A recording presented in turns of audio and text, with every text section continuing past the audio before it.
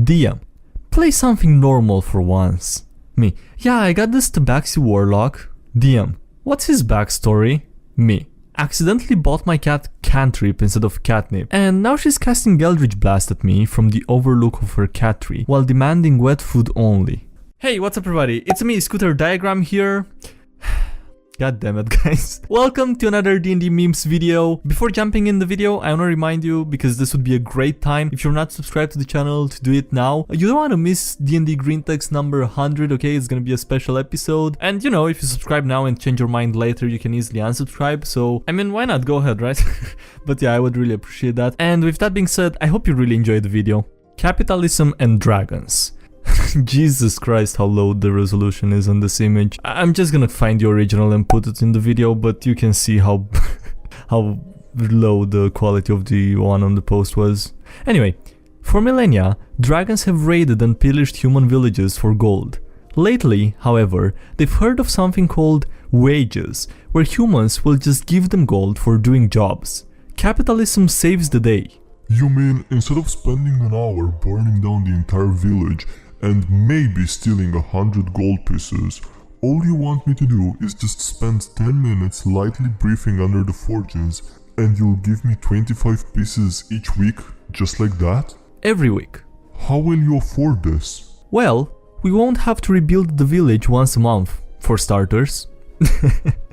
He makes a good point, you know? I love the idea, but Jesus Christ, this image has been screenshotted so often the pixelation hurts my eyes. Yeah, the original is really bad. It's like a tablet from Lost Babylonia. The scratches surely mean something, but the meaning is lost. A dragon might think about this deal. Being essentially a god by comparison, it might find it more suitable to be paid by tribute in exchange for not killing them. I mean, if organized crime can pull it off, how hard would it be for a terrifying dragon? Isn't that kind of a thing already, like dragon overlord that kills everyone if you don't pay him or like give him tribute? I feel like that's a thing already. If I had $1 for every pixel in this image, I'd have 17 cents. It's not a lot, but it's honest work. Well played, cleric. Fighter, how many hit points do you have left? DM, now wait, you can tell he looks hurt, but you don't know what his actual health is at. Cleric, okay, well, how hurt do you look, fighter? Fighter, well, on a scale of 1 to 62, I look about a 19. Nice one. Checkmate. Law. I just use a simple but effective grading scale. 75 to 100%, a few scratches, injured. I feel like you should put it like a 95 or something there, or, you know. I don't think he's injured at 100. Anyway, 50 to 75%, wounded badly. 25 to 50%, bloodied, severely wounded. Below 25%, near death. This works well for all groups. Keeps things reasonable without being overly meta, and allows for healers to gauge intensity and strength of healing to use. We have an alternative as well. I subscribe to the health points are not equal to mid points idea, just how I hope you guys subscribe to my SkyDieRay channel. Yeah, okay, moving on. So my scale is 100 to 80% fine, 80 to 60% winded, 60 to 40% scratches and small cuts holding them back, 40 to 20% bloodied, actual wounds, 20 to 0% seriously injured, holding on. Until they drop below 50%, they aren't taking physical damage. It's just their endurance and the sharpness of their defenses that are wearing down. You have to understand that there are things that your characters can see that you as the player can't. If you and your friend got into a street brawl, you'd be able to look at him and see he has a black eye and is bleeding everywhere, which means he'd need medical attention. In D&D, in the same scenario, your character would be able to glance at the monk and see the same thing, but unless everyone spends a bunch of time explaining their various wounds and such, you, the player, can get a good read on it. This is why we're okay with sharing health point values at our table. It's the audible shorthand that bridges the gap between player knowledge and character knowledge. Though if we're feeling cheeky, it will usually be something like the meme above. On a scale from 1 to 192, I'm feeling like a 17. Can we take a short rest? This is also a pretty good alternative, but I think I prefer the one with percentages just so that it's not so direct, you know? Like, I don't know, a bit more immersive maybe? When a new player dies for the first time, I lost. I lost? Wait a minute. I'm not supposed to lose. Let me see the script.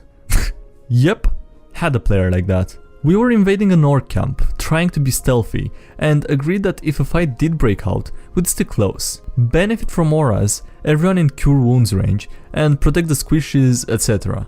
Fight breaks out, she dashes right into the center of the orc camp, surrounded and downed before her first turn. Long story short, she rage quit the group, saying the only reason her hero died was that we were bullying her. Man, why did you guys have to bully her like that? That's unfair. Wait until he sees Fizzard the Lizard Wizard, a wild magic sorcerer. DM, play something normal for once. Me, yeah, I got this Tabaxi warlock. DM, what's his backstory? Me, accidentally bought my cat Cantrip instead of catnip, and now she's casting Eldritch Blast at me from the overlook of her cat tree, while demanding wet food only. Yep, that sounds like a cat. Every time I see his name, I forget if it's supposed to be pronounced Tolkien or Tolkien, and every time I have to search it so that I pronounce it properly so that you guys don't bully me. And then I forget I see it every 2 weeks or something, and then before I see it again, I forget again, you know, and I have to Google it again. It gets so annoying, honestly, and I just can't remember it for some reason. I'm just gonna go ahead and pronounce it however I feel like it's pronounced and just accept the bullying, I guess. Laughs in Tolkien. Me basing my character from a book. DM basing the entire campaign from the same book. Sounds like it's gonna be a nice campaign. Tolkien books are no laughing matter. All the vile and foul things and mind games you can play with your players are just too exquisite. We don't need the session 0, they said. Get on with the action, they said, when one of your PCs underestimates how serious the campaign is going to be. This is where I watched my parents die, Raphael. Kawa bummer. What the f***? Please tell me this was an actual official crossover comic book and not fan-made. Holy f***, it was. And also a movie. Huh, there was an actual crossover comic book in 2015 with 6 issues. And also a movie in 2019. Okay, an animated movie. Wait, what the f***? Is it me, or is Donatello the purple bandana guy looking very weird? What the f***? Everybody loves talking doors. I misinterpreted it when I read it for a few seconds. I thought it was referring to people talking about doors, but I'm pretty sure it's about mimics. Anyway, DM. The door has huge brass lips. Door. I'm a bit of a gossip. Tell me something juicy and I'll let you pass. Paladin. I'm uncomfortable. Door salivates excitedly. Fighter. Door? Door. Fighter. Door giggles. Fighter. Someone else go, I can't do this. Less is more. PC. I pierced the skeleton. The skeleton. Okay, first, you're being a total right now. Why are you being such a to the skeleton, dude? He did nothing wrong recently. Second of all, what was your plan? I came up with this reading an Ask Reddit. Puzzle idea. The players see a door. Written on it is the following riddle. What has 4 letters, sometimes has 9, but never has 5? This riddle is not in fact a riddle. What equals 4 letters, sometimes equals 9 letters, and never equals 5 letters. It is only there to distract the PCs from a keyhole revealed upon inspection of the door handle, which is opened with a key the PCs previously acquired. That's a pretty good riddle. Actually, it's not a riddle. Okay, it's a pretty good not a riddle. Why is there a question mark if that's just a statement though? Pretty sure you don't need it to pull it off. In that case, forget the key. The answer is correct. This. Truly evil, yet grammatically correct. Pro tip. So, I was coming up with a few more Norse themed names for CP2. I was struggling until I remembered IKEA exists. Oh Jesus. The Jungle Skog. Perfect NPC. I'm feeling Jungle Skog the blacksmith. Please don't make me fight my sofa. It is my only love. It's pretty good advice coming from Joyless Prawn. As a Swede, Jungle Skog the blacksmith hurts my brain a lot. Also, any one of the myriad Benedict Cumberbatch name generators online is perfect for gnome and halfling names. Meet my new gnome merchant, Rinkydink Curlelsnoot. Historic moments. Player. So, my level 20 barbarian Goliath goes into the arena match, raging and ready. DM. Cool. So, your challenger is a halfling fighter named David. RIP. David is level 20 rogue with sharpshooter, piercer, and a sling. No, level 20 cleric. Remember who gave him the powers to one-shot Goliath? The name of the man David defeated? If you're going that route, it's gonna be Paladin for Divine Smite. David didn't do any clerical magic or miracles to make him a cleric, but really he's probably a rogue Paladin multiclass. Monks too. Absolute mad lads. DM. The wizard casts Meteor Swarm. Roll dexterity saving throws. Rogue. Does a 22 succeed? DM. Yes, but you still take half of rogue. I have evasion. DM. Oh, right. You managed to nimbly dodge around the 4 80-foot wide meteors without a scratch on you. Jesus Christ, dude. Amazing. You know, especially when you put it that way. Monk. Does this count as a projectile? DM. Comment review. Okay. Starting off strong. Apparently, barge cupping armor is actually historically accurate, and it's called codpiece. If the spelling of Eldritch horrifies you, they're doing it right. I don't like this.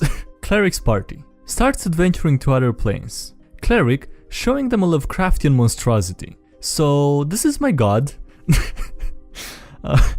I think this was about the cleric who was a warlock or something. Like he had an eldritch horror as a god.